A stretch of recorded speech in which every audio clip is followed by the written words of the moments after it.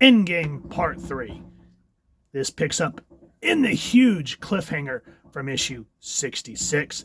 Spoilers if you guys have not read this, so if you want to check out what's happening thus far, pause this video, go check out the reviews, go get the comic, whether in the single format or collected trade. I'm not sure if Endgame has ever been collected. Go check out all the different collected trades of X Factor and see if it's in there, because this is definitely one of those series that you want to have in your collection if you're an X fan.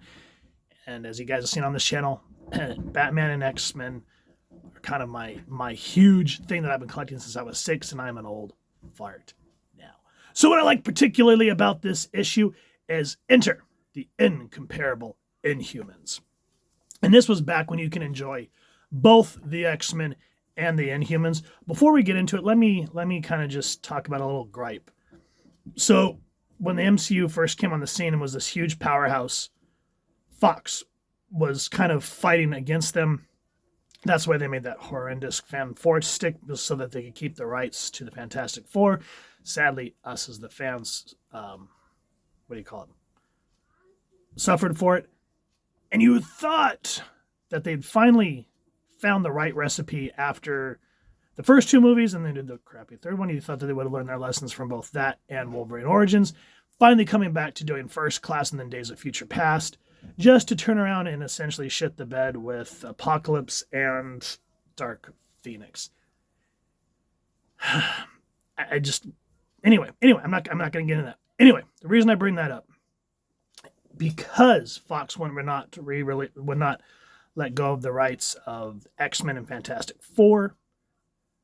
Marvel was trying to scale back the popularity of the X-Men because they couldn't use any of those characters in their movies. Hence why when we all got excited to see Scarlet Witch and Quicksilver and Ultron, they were called Enhanced, not mutants, because they couldn't use the term mutants. And hence why in the comics we didn't really get a whole lot of long-lasting new characters, because if the writers ever created a new character, the rights to that character reverted to Fox to use in their movies. So that's why we kind of ended up in that purgatory hell with the X-Men for so many years. Jeff Lemire's Extraordinary X-Men was kind of hit and miss. You could tell that he loved the X-Men, but you can kind of tell his heart wasn't in it. But his Old Man Logan, if you haven't read that, not the shit-ticular Secret Wars 2 one. That could have been good, but no. But his Old Man Logan run afterwards, oh my God. We'll eventually go over that because it is freaking fantastic. Ed Brisson's was, but Jeff Lemire knew how to write a good Wolverine. Where was I going with that? See, this way you can't let me go on tangents. Oh, anyway. Inhumans, that's what we're getting at. That's what I'm trying to get. So with all that, Marvel tried to push the Inhumans as their top billing kind of mutants, so to speak. That's why we started seeing new relaunch titles like Uncanny Inhumans, and the Inhumans just kept getting rebooted, and it just didn't happen, because the Inhumans, to me, they're great characters. I love Black Bolt, I love Medusa, I love Crystal, I love Karnak, I love Gorgon, etc., so forth, especially Lockjaw. He's always been my favorite. But anyway, I just always seen them as the type of characters that are more supporting. Like when you see them in a book like this, you get excited, but I don't know. If you guys know any really good Inhuman runs that I should check out, other than, of course, going back and reading them in Fantastic Four, yeah. So, but no one bought it. We wanted our X-Men, and we hated what was happening to our X-Men. And that's when they made that horrible Inhumans versus X-Men. And Black Bolt essentially seemingly to destroy Cyclops with his scream. So keep all that in mind. I'm sorry about the little tangent. I had to get back to where we were. Keep that in mind. So, last issue, spoilers. I just said if you want to read it, go check it out. Come back.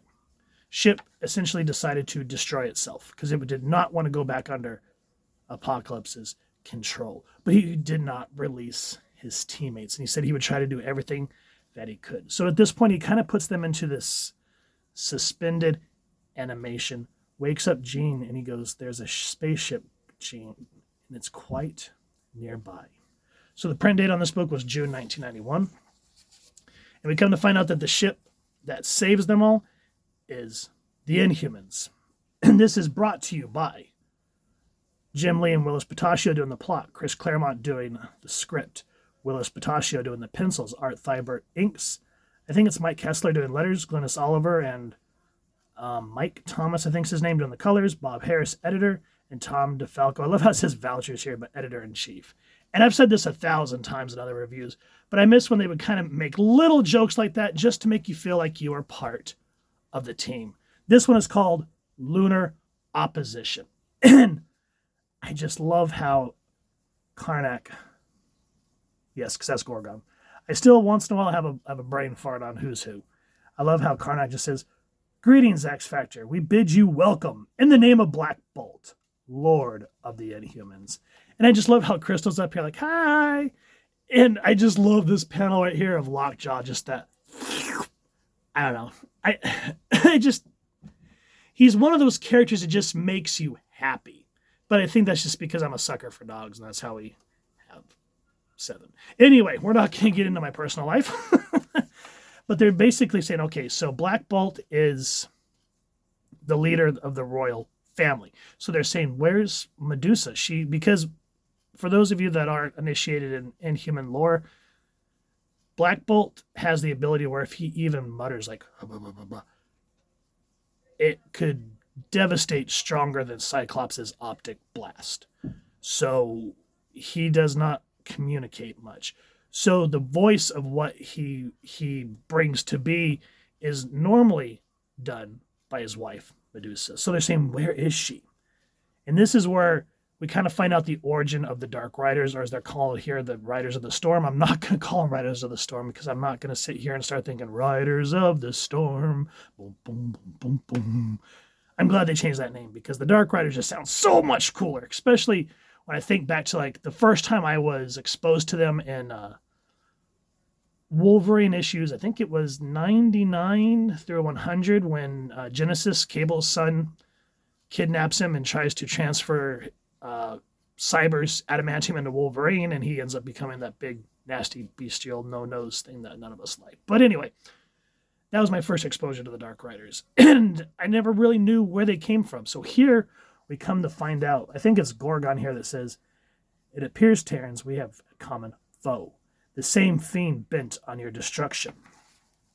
He seized our lunar refuge, evidently with the purpose of turning our people into an army of conquest. Medusa was among the latest captured." So here we find out that the Dark Riders are, in essence, byproducts of Apocalypse, and they used to be Inhumans. I never knew that. So that was just like a cool little frosting on top for me. Now, a lot of people would be like, why didn't you know that? Well, I started reading X-Men when I was like 7 or 8. Batman first, and then, of course, Superman, and then the X-Men. One thing that I will say, even though I look back now with adult lenses on these comics, I can see why when I read these when I was kids, I was like, I don't know what any of this means. But in doing so, it makes you go back and reread them when you're older, and you're like, wow, so that's where I learned this, that's where I learned that. That's why, what's his name, Art Spiegel, that did Mouse? He said that comics are a gateway to a great gateway drug to literacy or something to that degree. Yeah, he was right. Everyone keep, they got the boomers. Oh, it sounds so dated. Boomers saying, oh, these are just the funny magazines. But we knew, even as kids, that there was more to it. And that's why, again, if you guys have watched the rant that I did on the new version of X Factor, if not, go check it out. I got so pissed off because I just don't see that level of writing anymore like this. The X-Men are not like, oh my God, I got a power dog today. I got to at least eat 10. And we're going to talk about a dying establishing member of X-Men and X Factor just dying on the screen while I corn dog or power dog.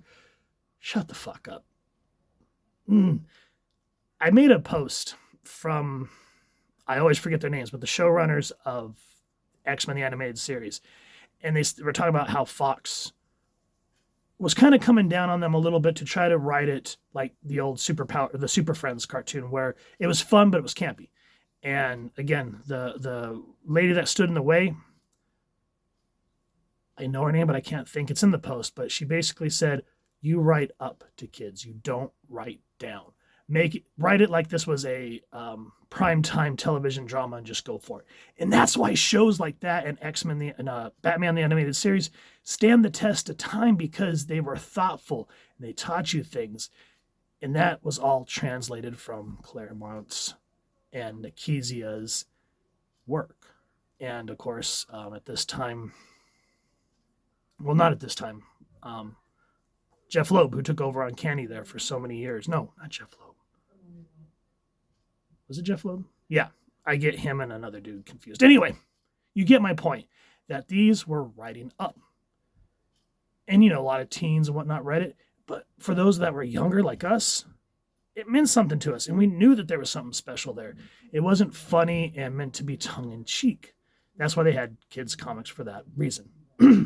Anyway, as I was saying on the short that I made for this on TikTok, this series, and a lot of Claremont and a lot of these early X-Men and some Avengers comics and Fantastic Four, feels like modern day Shakespearean writing. Maybe not on the level like Shakespeare did, that kind of defined culture in general, but you get my idea of like storytelling that hits you and moves you. And that's what literature and art should do. Now, going back to the book, spoiler alert, we get a backstory with Askani. Because at this point, remember, now we look back through different lenses and we know what Clan Askani is, what the upstarts were, etc., so forth. But think about reading this through 1991 lenses. We kind of knew who Cable was after he came on the scene in New Mutants, which I don't even think that happened. Wait, 91? Yeah, Extinction Agenda and all that stuff's already happened. So Cable has taken over the New Mutants. But we knew that he was just this bad-ass, malicious, sort of Terminator-looking dude, but there wasn't anything else to him. It wasn't until they worked together to finally say that the baby that Cyclops had with Madeline Pryor was Cable. But how the hell do you tie up that Scott is still a middle-aged man, essentially, and Nathan was just a baby? Well, that's what this story builds up. And these are the first appearances of Askani and Clan Askani. So with that said, we get kind of a backstory. And what we find out is Askani is getting ready to go back in time to fix the timeline. But what happens is he goes, if I succeed, this entire node will be overturned. Everything up for grabs. No foretelling on how you'll come out, or even if. But failure, brothers. See what that means? Look out the window. Dead either path. Rather have it make a difference. Maybe make things better. And then she teleports. And this is such horrificness, what happens to Askani here, because it essentially tears her apart. And in a sense, this feels like, to me, a more honest rendition of what the teleporter does in Star Trek. It says, too much distortion in this time stream at this end, due to apocalypse at the other. For light knows what reason. Can't send bodies anymore. That's why it came down to me. Precedent in my family for time flying. Discorporate at departure. Transit in a state of pure energy. Trusting technology to hold my being coherent along the way. Regenerate on arrival. Sounds so neat, so simple, so easy. But look at the juxtaposition of the paneling, the pain in her eyes as she's torn apart. Just like death and resurrection. I'm energy still, cast for convenience in the shape of the woman I was, held together pretty much by force of will. Only I'm not as lucky as some who went before me. I don't end up alive in any organic sense. Even stubborn as I am, that'll only take me so far. Enough, though, I figured, to do the job. Didn't count on screwing up right off and making matters worse. Because remember last issue, she got a hold of Nathan, but she was so in awe of seeing her quote-unquote earthly savior that the Dark Riders got a hold of her. So the rest of this issue is basically breaking down into the assault on Adeline, the Lunar base version. And just look, even though this is kind of like them sitting around plotting, look at the artwork. my God, I miss, and I think that's why I get so irked now when I see just kind of as I explained stock art, is all the X books back in the day. I don't want to say it was consistent, but like if you'd pick up X Factor or you pick up Uncanny or you pick up X Force, they all had their distinct signatures. I talked about an artist's signature with their own little flair, but everything felt cohesive in a sense, so you weren't so thrown off. And that's why I think at the time everyone kind of enjoyed Chris Bachalo's take on Generation X, is even though there was still some similarities, it had this whole different flair and attitude that gave Generation X a style and why we all loved it. And here, I love how we get like a mid-splash pages, Cyclops is saying, okay, troops, move it.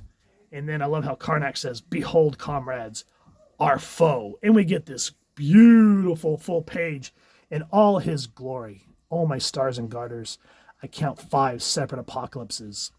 Look on me, ye mutants and ye inhumans in despair. Have you not realized, poor deluded simpletons, all things are possible to a Lord of creation? And I love how Beast and Apocalypse here essentially get into a battle of philosophy, I guess you could say, to a degree. He goes, something of a high-flaunting title, don't you think? Not to mention a borderline blasphemous. On the other hand, since we're trading epigrams, did no one ever tell you about hubris and what it precisely pride goeth before the fall? So I just love that little bit of theology to service the story without putting anybody off or saying, I'm offended. It served the story, and it was just great little back and forth between Beast and Apocalypse. And of course, just being served gorgeous artwork all the while. Now, another thing, for those who think that I rip too much on Krakoa and From the Ashes, etc., so forth, listen to this. Officer Jones, Warren Squeeze, human.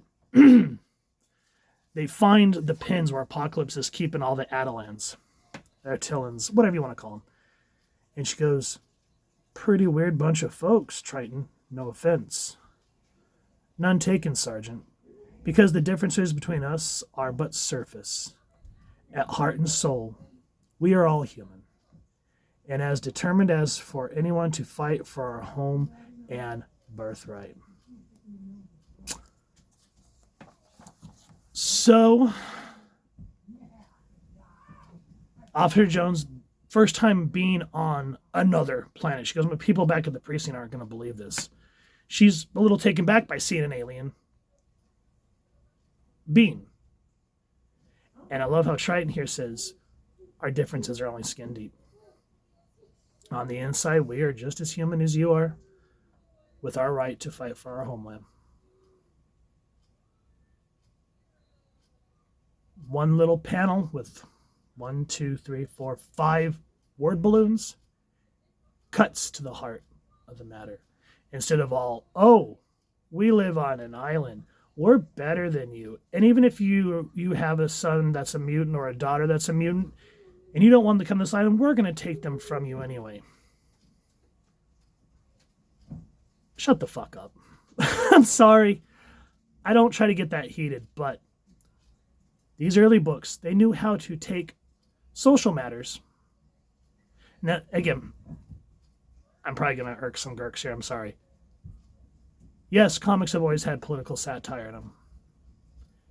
But they did so in a way that had heart and love. Because no two people are ever going to agree on the same stuff.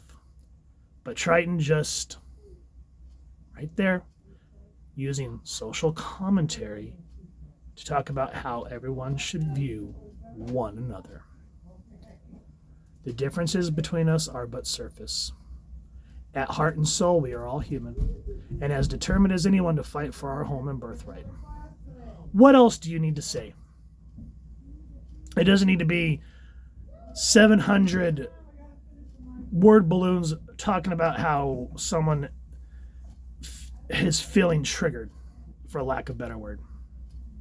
I'm sorry, but I think that has more power in it than anything else I've read in modern comics. And that's why these still stand the test of times. And again, why? I feel like Endgame is very underrated, and I feel should be on that level of Dark Phoenix Saga, God Loves, Man Kills, Days of Future Past. I mean, come on. I mean, even now, 2024, Fatal Attractions is finally starting to gain that notoriety as well, and I wish that this would as well, because it gave us so many things that a lot of people who haven't read comics for years understand why this is so important with Askani, Cable. There's just so much going on here. Scott, even though he was a dick and walked out on Madeline, kind of has some redeeming qualities here with Jean and what he has to do with his son, which we will find out later. And again, going back to the quality of the artwork, I mean, I would love when I was a kid and you would go back and you would see these artworks. So you would see Jim Lee, you would see Liefeld, you would see McFarlane, and then you go get the Flare Ultra X-Men cards and you would see certain renditions of what you'd see in the panels, and then you would get these high-level painted ones, and it's just such top-tier art. And that's why I miss when comics, when you feel like you could almost hang any single friggin' panel on your wall instead of it just being covers. So with that said, Cyclops, with Shape's capabilities to reduce such a state, he couldn't even scan the Inhuman spacecraft. A little too convenient, I think. And I just love how this paneling goes as he uses his optic blasts, but also an invitation we can't refuse. Bet I won't even need full power to break down the door, which he's essentially saying, I smell a trap. Everything was a little too easy. And here's where we finally see what Apocalypse is doing to his son. And this is one of those such memorable panels. Give X Factor's leader a cigar. Your deduction faculty, Cyclops, would do your mentor, Charles Xavier, proud. Bestow on your patter your most winning smile, little lad. A last fond memory to carry him to his grave. And you can see Cyclops is having none of that, guys. Absolutely gorgeous. Gorgeous artwork. Gorgeous storytelling. Now, here's another thing that I found was very important about this issue is we get the sort of like interlog, or what, epilogue, I think is what they said. Hold on, I'm having a brain for it. Prologue. This little prologue in the back of X Factor 67, the first appearance of Shinobi Shaw. Who is that? That be the son of Sebastian Shaw, the Black King of the Hellfire Club. And what I love here is Shinobi, basically it's a couple of pages, but it establishes what type of person he is and the hatred he has towards his father. And he goes, I can do all kind of things with my power that finally manifested. Peek in the girl's shower room, take a crowbar to the chin. I can control my molecular density. Speaking of which, do you think that since my powers are so much more like my Uncle Leland's, that you're not my real daddy? Guys, this 4-part series has so much during this period. I can't gush about it enough. Gorgeous artwork, excellent storytelling, and excellent little surprises. So if you've enjoyed what you've seen, please first and foremost support your local comic shop or wherever it is like to get your action figures and comics. Grab this series, because this, even though it may not be recognized by the society at large, I feel is definitely one of those underrated X-Men stories. If you've enjoyed this review / mini rant, I really would appreciate if you take a moment to like, share, and subscribe. Helps the channel more than you could possibly know. And if you don't mind hitting that fancy little Apocalypse bell, next subscribe. That way as I continue to upload content, you guys get notified. Come to the channel. I love talking with you and hearing your thoughts and feedback down in the comments or the socials, which I'll make sure to leave the links down in the description. So with all that said, hope you all continue to have an absolutely amazing day reading, and happy hunting, everyone.